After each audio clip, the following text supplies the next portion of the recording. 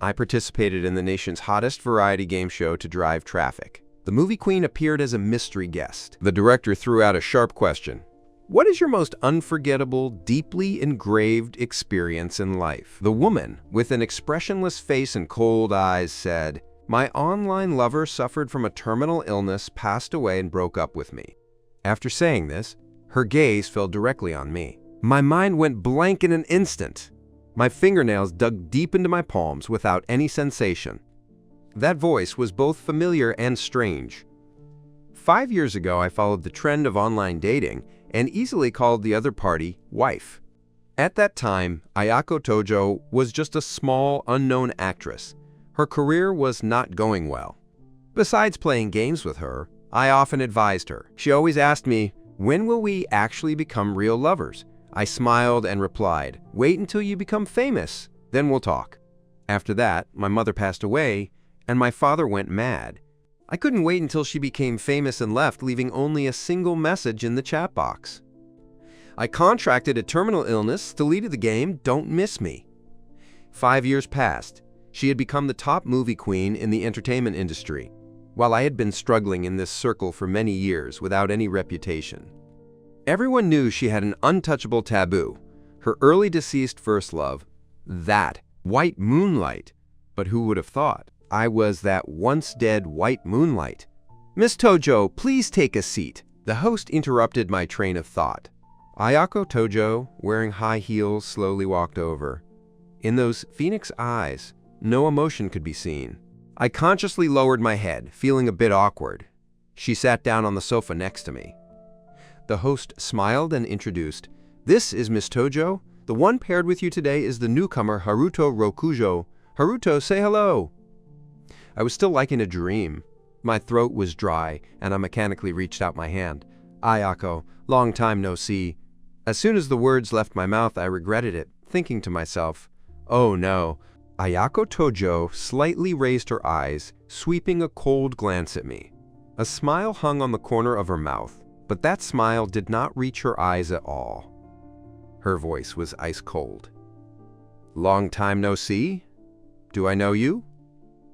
My hand hung in midair, for a moment not knowing whether to pull it back or not. The live footage was projected onto the big screen, and the comment section exploded instantly. Did I hear wrong? Haruto Rokujo dared to call movie queen Tojo by her first name? Movie queen Tojo has a good temper, but not just anyone can cling to her. Who doesn't know about Haruto Rokujo's scandals before his debut? Is this kind of person even worthy of approaching our sister? A few guests nearby covered their microphones and snickered. Clinging to her popularity to this extent? Truly shameless. I pursed my lips, feeling a bit apologetic, and said, Miss Tojo, I am truly sorry. Seeing this, the host immediately chimed in. Today's game segment needs some time. Let's get started. This was a live stream program inviting guests to play games, and the game today was Dreamland Janghu, the place where Ayako Tojo and I first met. I received the phone from the host's hand. The game login interface was already displayed on the screen. The phone screen was synchronized and projected onto the big screen. Right at this moment, my interface suddenly sounded a cheerful notification. Welcome back, Matchless King Shinya Sumida. My heart thumped. The account I clearly gave to the crew was a newly registered sub-account. Why did it log into my main account? Right at this moment, Ayako Tojo's phone vibrated. A notification popped up on her screen. Shinya Sumida, the person you specially follow, is online. The comments on the big screen exploded. Isn't Sumida the deceased White Moonlight? Isn't movie queen Tojo's Dreamland Janghu account restricted from trading? How did Haruto Rokujo get it? Don't tell me he has connections with the high-ups of the game company? To cling to popularity to this extent, he really has no shame. Let's see how he handles this. At the scene, everyone held their breath in tension. Ayako Tojo looked coldly at me. That gaze made my hand tremble, and the phone almost fell to the ground. I really didn't expect to expose my identity under these circumstances. The person I yearned for day and night was right in front of me, but I couldn't even manage to admit who I was. The male guest next to me pretended to be surprised. Oh?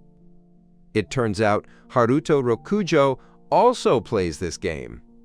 The rank is even so high. Today, I'll have to rely on you to carry me." After Ayako Tojo became famous, someone dug up her previous gameplay videos. Even the matching profile pictures we once used became a hot topic of discussion among netizens. At that time, Ayako Tojo replied on Weibo, "That person is no longer here. This is the most precious memory in my heart. I hope everyone can respect it." With just that one sentence, her fans from then on forbade anyone from bringing this matter up again. At this moment, Ayako Tojo's gaze looking at me was as sharp as a knife. The mocking words on the screen still kept scrolling continuously. The host hurriedly stood up to mediate. "Since everyone is ready, let's begin." This game was originally my specialty, but Ayako Tojo's gaze made me restless, and I simply couldn't concentrate on my operations. With another technical error, my health bar went straight to 0, and the game character collapsed onto the ground. While the character was waiting to respawn, I couldn't help but look up at Ayako Tojo. She kept her head down, her slender fingers gliding flexibly across the screen. Under her control, the character moved smoothly and freely, each skill accurately aiming at the target. Following her finishing blow, the boss crashed to the ground, and the game ended. She gently put down the phone and spoke coldly. "Mr. Rokujo, if it's not your own account, don't force it." Today I gripped the phone tightly, my knuckles turning white from using too much force. In the past, whenever I was knocked down by a boss, Ayako Tojo was always the first to shield me. She always said, "I'm here, you don't need to become that strong." She also once said, "I will forever protect Prince Shinya Sumida." I clenched my teeth, tears welling up in the corners of my eyes, trying hard to hold them back. The insults on the screen became more and more unpleasant to hear. Sister Ayako is usually so gentle. Her attitude today definitely means she has seen through Haruto Rokujo's fake green tea nature. Don't you guys understand? This account is simply not Haruto Rokujo's. No wonder with his skill level, how could he reach Matchless King? As soon as the program finished recording, Ayako Tojo walked straight out without even turning her head. I hesitated for a moment, but still chased after her. "Ayako, can we talk for a few minutes?" She only coldly raised her eyes. That gaze was just like looking at a stranger. My heart suddenly stung, as if stabbed by thousands of needles, painful enough to make my whole body tremble. I whispered, "The account just now." Ayako Tojo directly interrupted me, her gaze as cold as ice. "If you're dead, then stay dead. Don't come back to life and disgust others."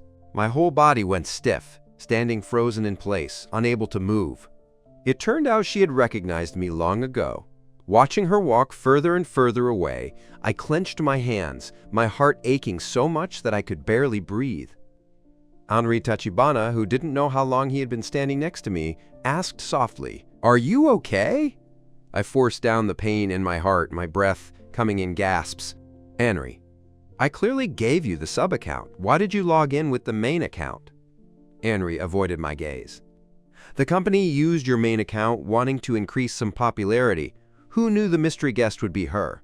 I closed my eyes and didn't ask anything else. To the company, I was nothing more than a money-making tool. Saying any more would be useless. Suddenly, noisy sounds came from the main entrance. It turned out that place had been completely surrounded by reporters and paparazzi.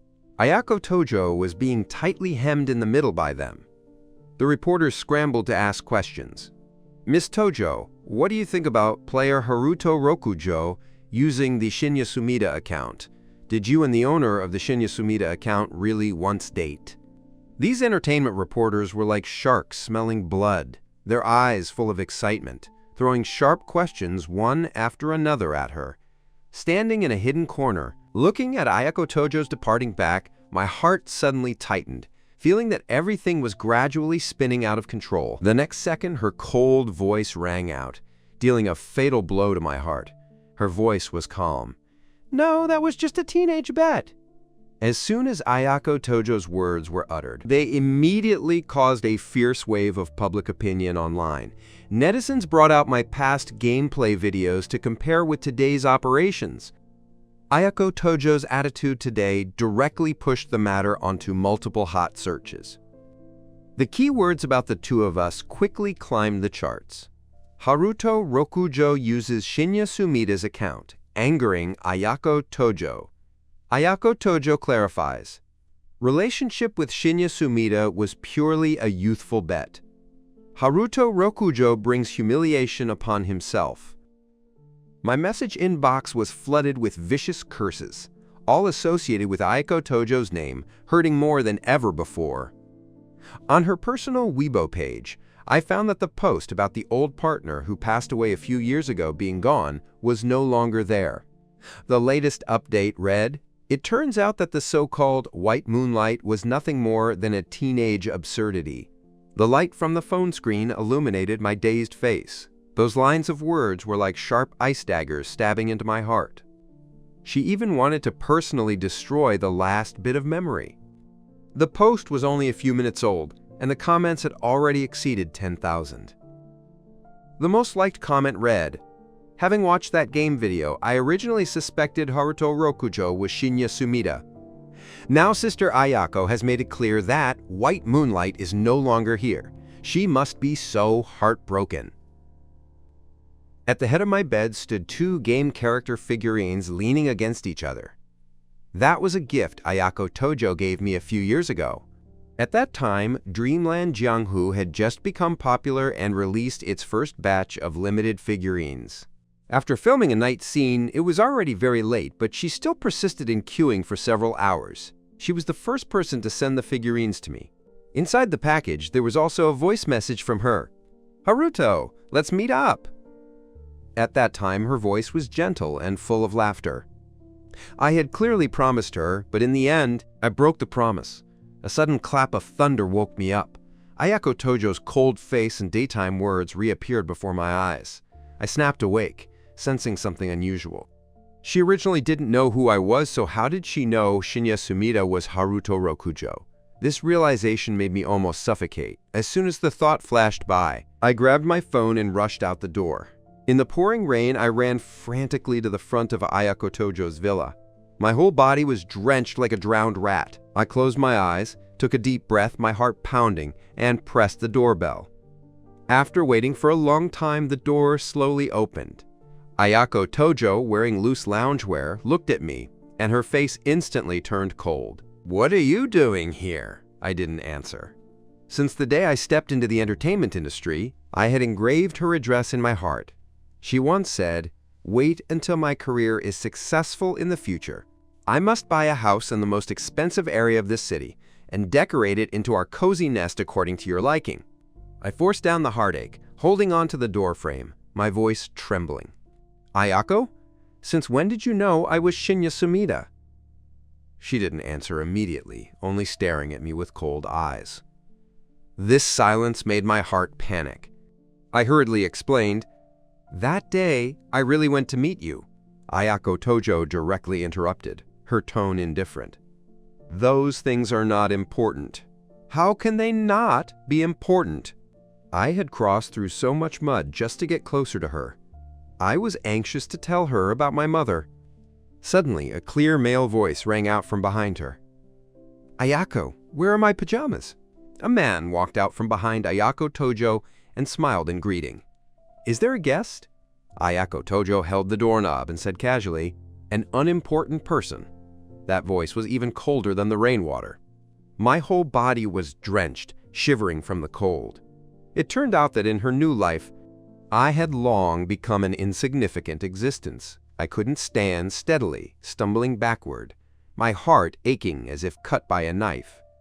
I forced out an apology. Sorry to bother you." On that beautiful face, Ayako Tojo's eyebrows furrowed slightly, almost imperceptibly. Step by step, I backed away, turned around, and left. The tears finally couldn't be held back anymore, pouring down and mixing with the rain. She finally got the life she wanted, her long-cherished dream, and she also has a more suitable person by her side. As for me, it is time to leave. When I left Ayako Tojo's villa, the rain was getting heavier. Almost no cars could be seen on the road. In my ears, her clear voice from back then still seemed to echo, "Haruto, don't wait for me online tonight, okay? The lead role keeps getting delayed, so we'll probably have to shoot until late at night." "Haruto, this time I got a few more lines." Haruto, no need to go to the theater, my scenes were all cut. Recalling the time when she used to live such a hard life, and now she has finally achieved success and fame, I should be happy for her. But why does my heart ache as if stabbed by a knife? Painful to the point that I can't breathe. Perhaps I am indeed too selfish. My whole body was exhausted, aching faintly. I really wanted to rest for a bit. From afar, car headlights shone over. As if possessed, I just walked toward the middle of the road. Suddenly, someone grabbed my arm tightly. "Haruto!" I felt all my strength drain away. My whole body was pulled down to the ground. In my ears rang the angry interrogation of Ami Tachibana. "Haruto Rokujo, are you crazy?" I looked up at her, like a child who had done something wrong, lifelessly repeating, "Sorry. Really, I'm sorry." Ami was momentarily stunned. In the end, she could only sigh, reaching out to help me into the car.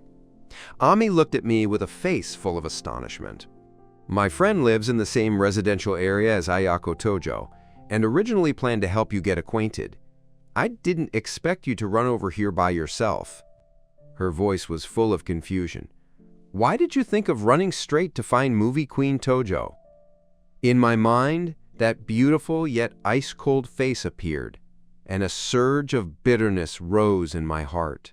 I unconsciously clenched my fists. Seeing my silence, Amy sighed helplessly. "You doing that is too risky. Do you know how many eyes are staring at you?" Outside the car window, the flashing neon lights suddenly turned into the silhouettes of Ayako Tojo and that man. My heart tightened violently. Looking down, I realized my palm had been unconsciously squeezed until it bled. "Ami, in the future, such a thing will never happen again," I said in a low voice. After Ami brought me home, she took a script out of her bag and handed it to me.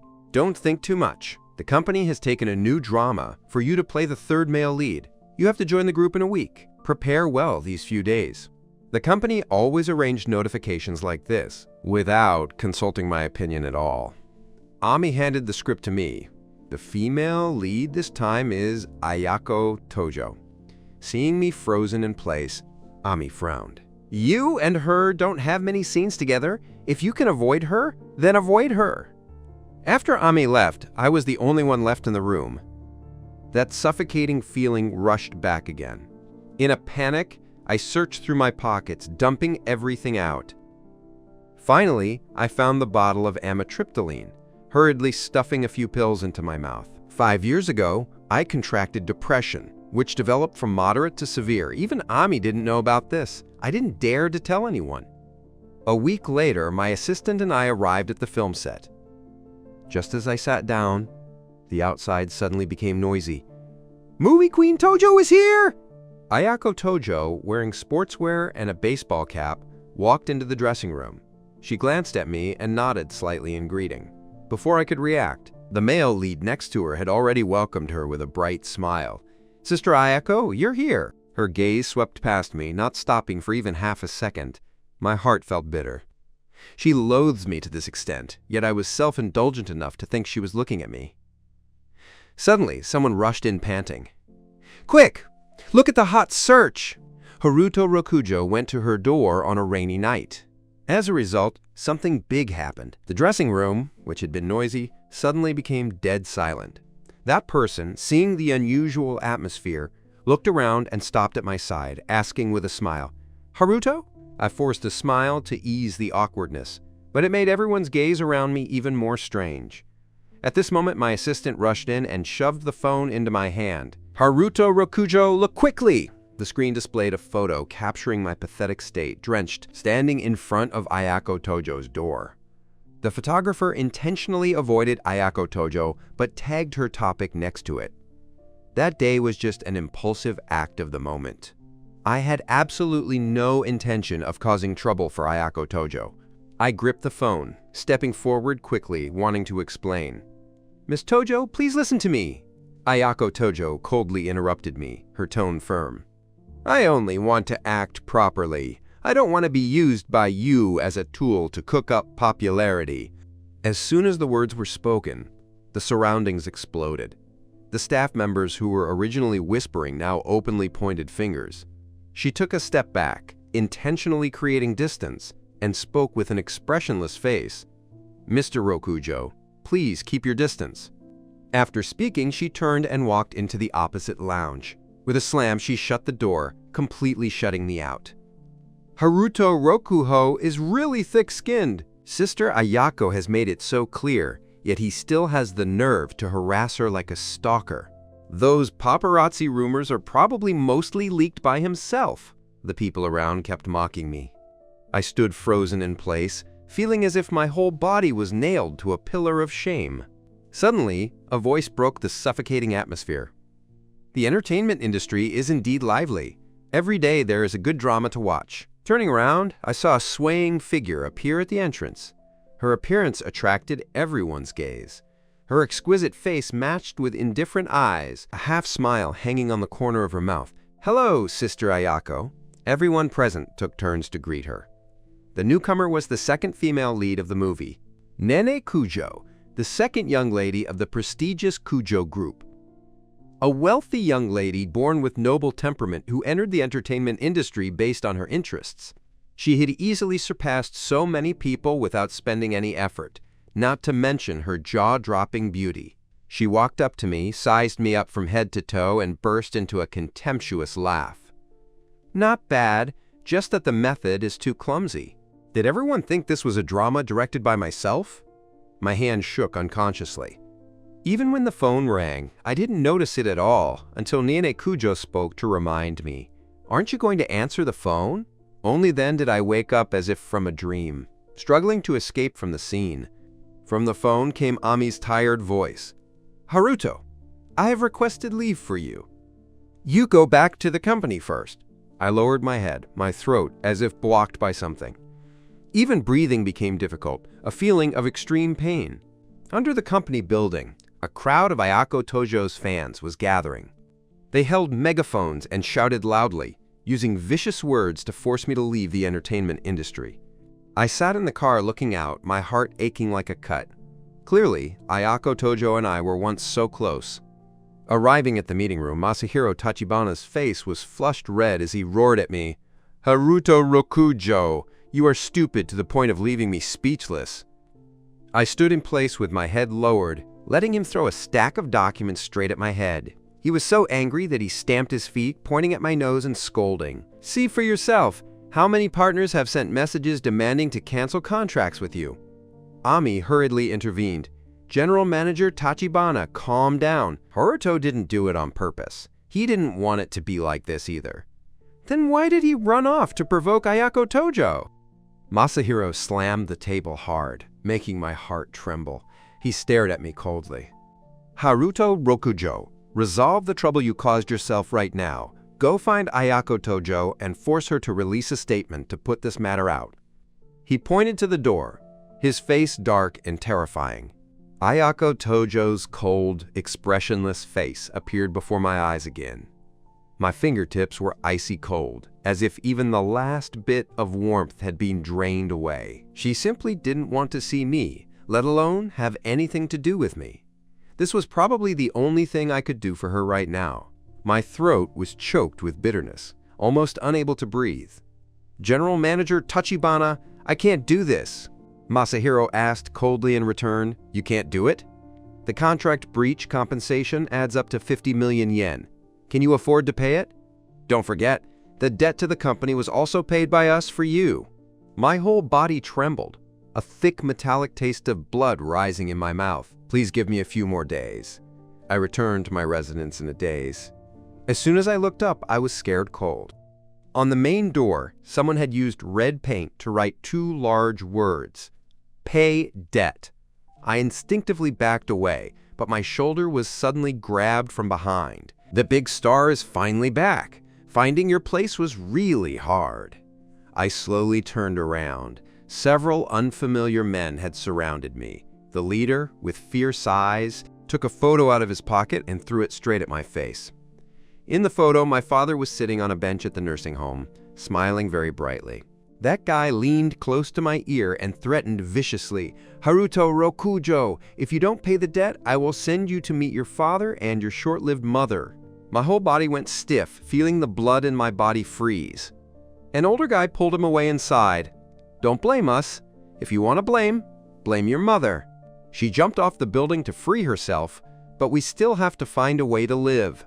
After they left, I gripped the photo of my father, leaned against the door, and collapsed onto the ground. In my heart, a fierce hatred suddenly welled up. I hated those who deceived my mother into investing. I hated my mother. Why did she commit suicide, leaving this terrible situation for me? But what I hated most was my own uselessness. Even preventing all this was something I couldn't do. When I recovered my senses, I was back at the film set. Standing in front of the door of Ayako Tojo's dressing room, I knocked gently on the door. Ayako Tojo raised her head. Seeing it was me, a flash of cold impatience crossed her eyes, and she glanced at me. I hid my trembling hands inside my sleeves, my tone cautious, even carrying a bit of pleading. "I'm sorry, Miss Tojo. Before, it was my carelessness that bothered you. Could you please help me clarify the matter of that day? I guarantee." Before I could finish, Ayako Tojo interrupted with impatience. "I have never cared about these ridiculous rumors." The corner of her mouth curled up, revealing a mocking smile. "Furthermore, the news about you is simply not worth worrying about. What difference does it make whether there is one more or one less post?" Her words were like a sledgehammer, slamming heavily into my heart, hurting so much that I could barely breathe. I bit my dry lips, feeling like I was about to collapse. I really wanted to tell her, "Miss Tojo, I am really too tired. I can't hold on much longer." I closed my eyes and opened them again. Suddenly, with a thud, I knelt on the ground. "Ayako, I beg you to let me go. I am heavily in debt, and I still have to protect my father. Now I am no longer that carefree prince from years ago. Even dignity has become a luxury." Ayako Tojo was clearly stunned, her eyes wide open. It took a long time for her to recover her senses, her voice as cold as ice. "Haruto Rokujo, I really didn't expect you to turn into this appearance. It seems that I misjudged you before." A flash of anger crossed her eyes. Having said that, she stood up, pushed the door, and left without turning her head. "Don't dirty my place anymore." The autumn wind swept the fallen leaves all over the ground, just like my shattered self-esteem, which could never be put back together again. I forced down the pain in my heart, struggled to stand up, and walked out of the dressing room. Ami walked over quickly and asked, "Haruto, did Ayako Tojo agree?" I shook my head. A look of disappointment appeared on her face. "Ayako Tojo was originally proud. I should have guessed this." She suddenly stopped and looked at me seriously. The matter on General Manager Tachibana's side. Halfway through, she changed her mind again. "There will be a way. I'll go back to the company to handle the media issues first. Let me take you back, okay?" I softly comforted Ami. "Don't worry about me. I can handle it myself." Sending Ami away, I walked quietly out of the film set, like a wandering ghost roaming on the ring road. The night wind howled, blowing so hard that people couldn't stand steadily. I climbed over the railing to let the river wind blow hard against my face. I even hoped this wind could sweep me away. Right then, the phone suddenly vibrated. On the screen, a photo of Ayako Tojo lit up. In the photo, she was covered in sweat, but her bright smile was like a fire. Above the photo, a glittering line of words appeared. "You must do your best today too, Haruto." This was a photo she took for me when she was still running around playing extra roles. A few years ago, I intentionally set up this reminder. Every day right at midnight, the photo would appear, as if she were talking to me. Only when seeing her did I have enough courage to face the new day. Recalling that back then, Ayako Tojo fought desperately for a small role, yet now she had become a popular big star adored by tens of thousands. The distance was too far, to the point of being unreachable. In just a few short years, everything had changed. Engrossed in my thoughts, suddenly from behind came the roar of a supercar engine. Looking back, a dazzling luxury car was rushing straight toward me. The blinding high beams made me raise my hand to cover my face. As a result, the phone slipped from my hand, falling straight into the river. I was panicked and about to jump over the railing to retrieve it. Who would have thought someone would rush from behind to hug me tightly, pulling me back and knocking me to the ground? Before recovering my senses, I heard a cold voice speak. A big star looking for death by jumping into the river in the middle of the street? Today is indeed an eye-opener. Looking up, I saw Nene Kujo standing tall, looking down with an extremely proud posture. Nene Kujo slightly lowered her head, a half-smile hanging on her mouth, full of indifference. After leaving the film crew, she finally didn't call me Haruto Rokujo anymore. I didn't reply immediately, only turning my head to look at the churning river in front of me. Just now, it was indeed foolish of me to want to retrieve the phone from the water. Nene Kujo, being ignored by me, clearly showed displeasure, her voice turning a few degrees colder. I am asking you. The pain from my torn palm hit me. Only now did I realize I was injured. I struggled to stand up. Thank you, Miss Kujo, for your concern. I didn't intend to commit suicide. It's just that the phone fell into the water. After speaking, I nodded, intending to leave. Without a phone, I would just have to walk home. Suddenly, a hand grabbed me.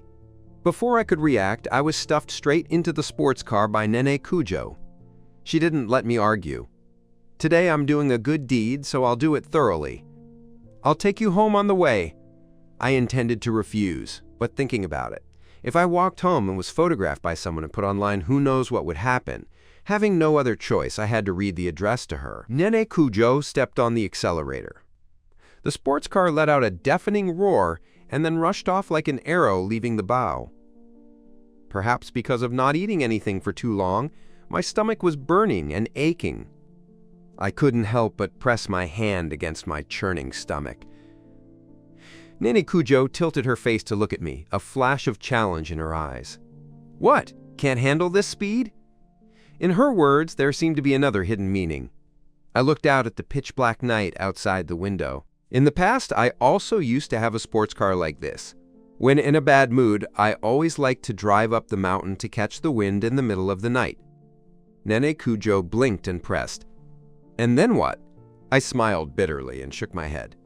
There is no, and then I sold that car. The debt after my mother's suicide weighed so heavily on me that I couldn't breathe. That night on the winding mountain road, I had actually thought of ending everything. Right at the moment, I was about to step on the accelerator and rush down the abyss. From the radio suddenly came the excited voice of the host. They said Ayako Tojo's movie had successfully reversed its box office fortunes. Online, everyone was talking about this. I slammed on the brakes to stop.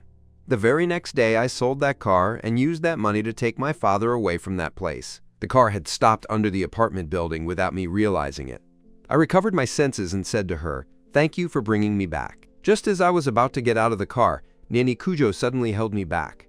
"Is that it? Aren't you going to invite me upstairs to have a cup of water?" Her words carried a clear implication. I pretended not to understand and smiled in reply, "It's late. See you at the film crew tomorrow. I will buy you coffee." Just as I stepped out of the car and looked up, I saw Ayako Tojo standing right at the entrance of the building, staring intently at me, her gaze as cold as a knife blade, making me stand frozen in place. Nene Kujo, seeing me standing still, also got out of the car. Following my gaze, she saw Ayako Tojo and smiled softly. How interesting. Before I could react, Ayako Tojo had stepped forward, speaking coldly. "Haruto Rokujo, I really..."